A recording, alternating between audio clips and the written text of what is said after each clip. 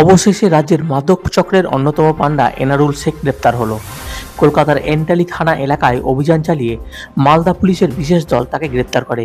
মালদার police super Abhijit Bandyopadhyay জানান, উত্তর পূর্ব ভারতের বিভিন্ন রাজ্য থেকে মাদক তৈরির কাঁচামাল এনে ব্রাউন সুগার তৈরি ও সারা দেশে তা বাজারজাত করার কিংপিন ছিল এনারুল।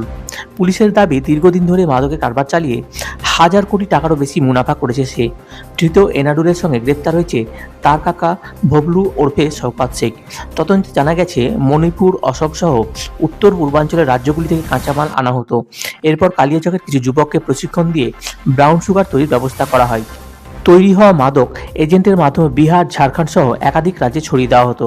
কালিয়াচক এলাকায় একাধিক গ্যাং ওয়ারের সঙ্গেও এনারুল ও তার দলবলের নাম জড়িয়েছে বলে পুলিশের দাবি।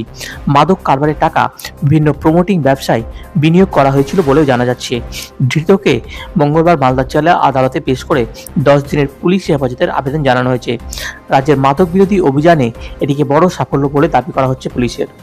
আমরা আমাদের সোর্স ইনফরমেশন ওয়ার্কআউট করে একজন ভেটারান নটোরিয়াস যে ড্রাগ সিন্ডিকেটের যে ফান্ডা ছিল, কিংপিন ছিল মালদাতে, যে অনেকগুলো কেসে এনডিপিএস কেসে ইনভলভ অ্যাজ ওয়েল অ্যাজ বেশ কিছু গ্যাং রাইভালের কেসেও ইনভলভ। মোজামপুর বালুগ্রামের বাসিন্দা এনারুল হক আলিয়াস এনারুল শেখ, বাবার নাম হজরত শেখ, একে আমরা অ্যারেস্ট করেছি কালকে।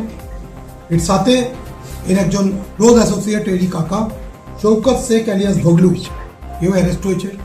আমাদের টিম কন্টিনিউয়াসলি এদের আমরা যে manual information as well as আমাদের টেকনিক্যাল ইনফরমেশন ছিল সেগুলোকে আমরা অনার্থ করার জন্য, সেগুলোকে আমরা ওয়ার্কআউট করার জন্য আমাদের টিম অলরেডি পাঠিয়েছিলাম। বেশ কিছুদিন তারা কলকাতাতে ক্যাম্প করছিল আমাদের টিম, এবং আমরা কলকাতা পুলিশের ওখানে আমাদের রেডের সময় আমরা তাদের সাহায্য নিই।